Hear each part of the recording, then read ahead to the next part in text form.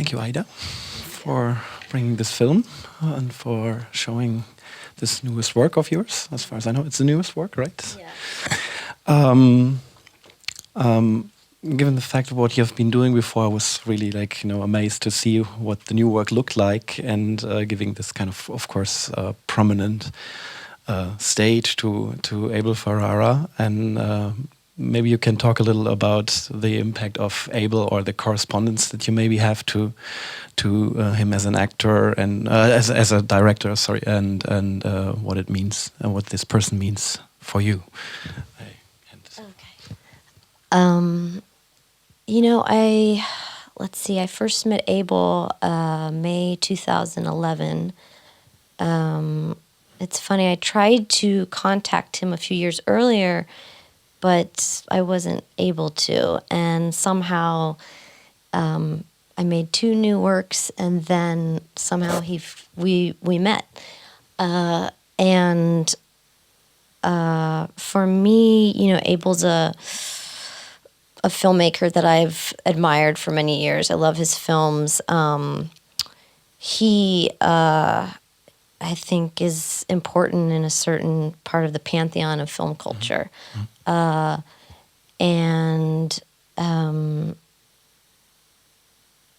I met him in the back of a bodega in the Lower East Side. I think it was near Mulberry Street in 2011. So not by appointment, coincidentally? Or? By like a late night email.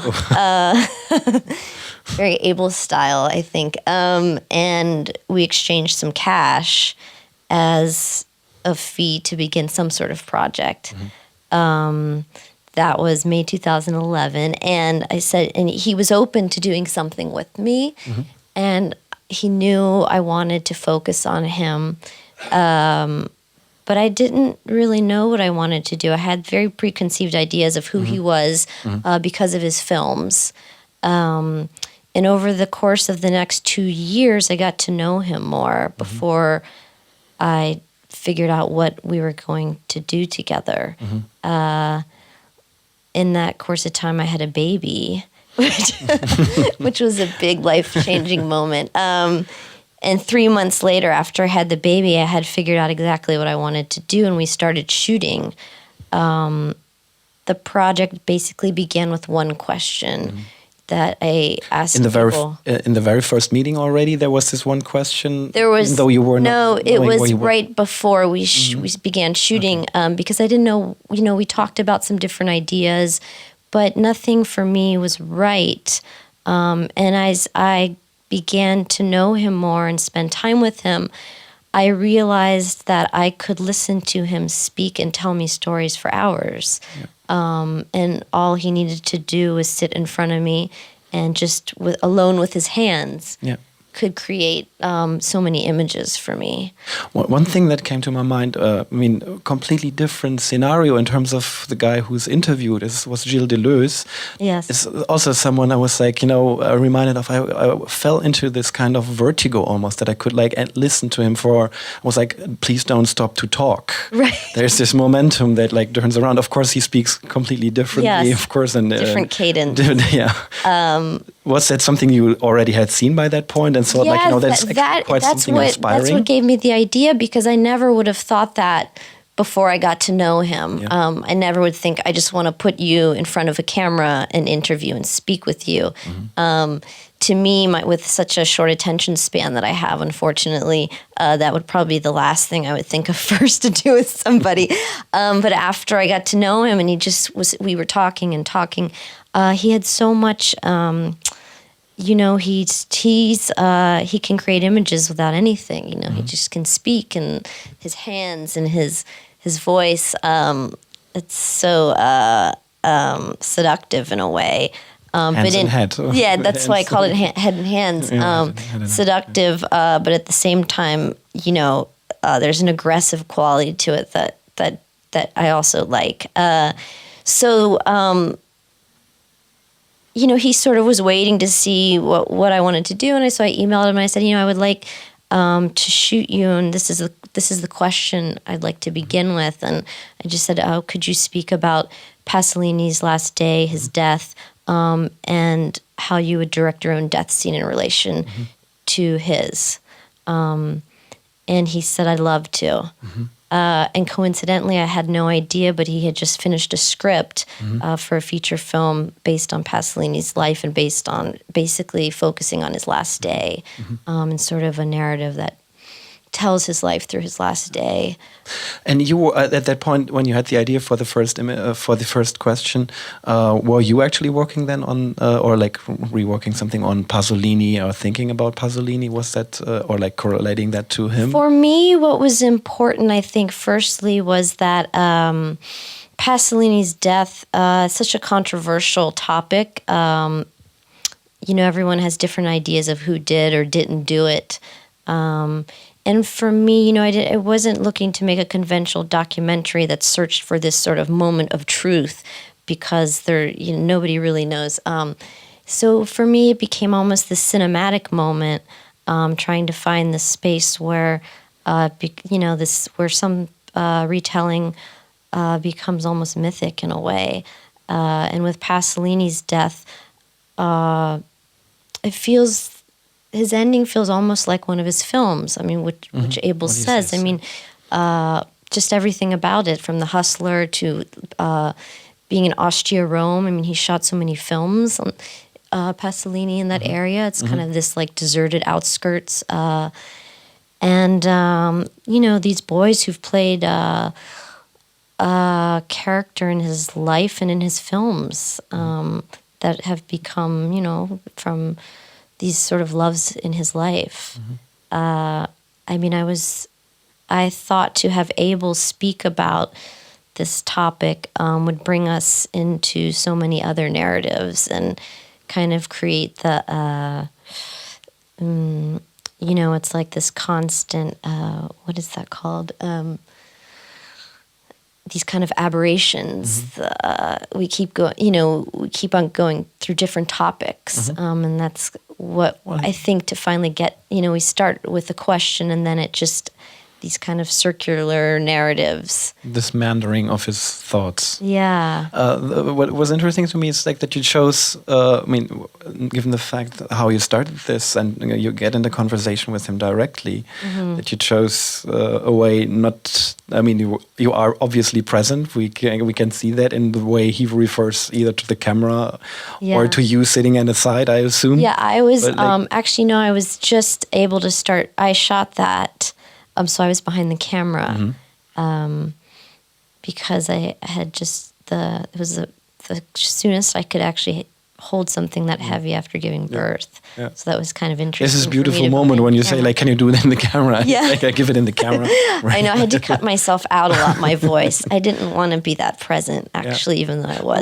Why was that? That's of course, that would mean like that your physicality next to his would be more present. And then instead of that, you choose to bring in Alissa. Alissa I was really curious how special person in my works over the last few years. She has been the subject, sometimes in front of the camera, and she's also written with me for specific films. She's a beautiful writer. And coincidentally, she resembles Zoe Lund. So when we were working on this, initially I didn't think of having anybody on camera with him, just him just being interviewed by me behind the camera. But then Alissa brings, I think Alissa plays a role, and she plays the interviewer. But Alissa's not a passive personality. She's actually a very loud, boisterous. If that was Alissa there, she'd be yelling back at him and interjecting constantly. But she gives him space to talk, and she plays at certain moments like this sort of passive listener, which I think was very important. And I think being present, having her present at the table with him, I think it would be a different work if she wasn't in the picture with him. I mean, absolutely, I would totally agree.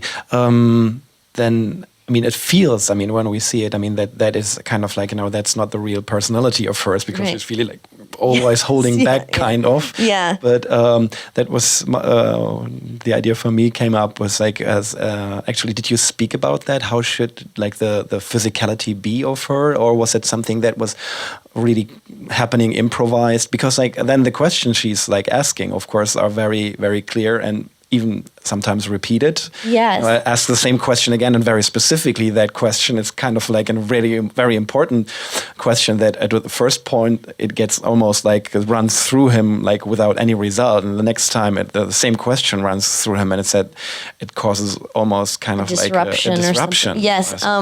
You know, we shot 5 times over the course of 5 months, so that footage is not all in one sitting. So that allowed me to look at the footage and steer the questions and focus on maybe things that Abel said that I wanted him to expand more on. But it was not a question that you were talking before or she was writing? Yeah, I have maybe a notebook this actually, to be honest. There's a lot of writing, actually. But it's, at the same time, it's improvised. So it's this combination. It takes both. I mean, you can prepare so much, and then you, with Abel, you know, you grab what you can because Abel is a performer at the same time, I feel. And he's just had so much. I was fortunate he had so much knowledge because he had just, you know, been working to do this Pasolini film, which he just shot actually with Willem Dafoe as Pasolini, and he's editing it now. So for me, it's, I didn't realize at the time that this would come full circle in the sense that it would actually become a film that he would make so soon, because he had at that moment been working on the Dominique Strauss-Kahn film. So I feel kind of lucky that he was able to move forward and make this happen, his Pasolini film, because he has such a love for him. Can you say something also maybe about the beginning and the end, of course, because like having this as counterpoints and what came to that. You know, I wanted like Alissa to kind of have, there's like almost this dream entrance in a way, which is like this idea of Zoe Lund, and she's Zoe Lund, the writer, at the beginning. I mean, it feels like these almost like multiplied portraits between directors and these women. Zoe Lund, I think, was an important figure in Abel's film world at the beginning, where she was featured in his film Miss 45, and she played the lead character. And then she wrote the film Bad Lieutenant, which for me was such an interesting film to be written by a woman, because it's, you know, following this bad cop in New York City. He's basically a junkie, and it's completely self-destructive, and it just feels like such a masculine film, but written by this woman. So I always found her very interesting in that sense, and she's somewhat shrouded in a way in his history, but I think an important part of his history in his films, Abel's films.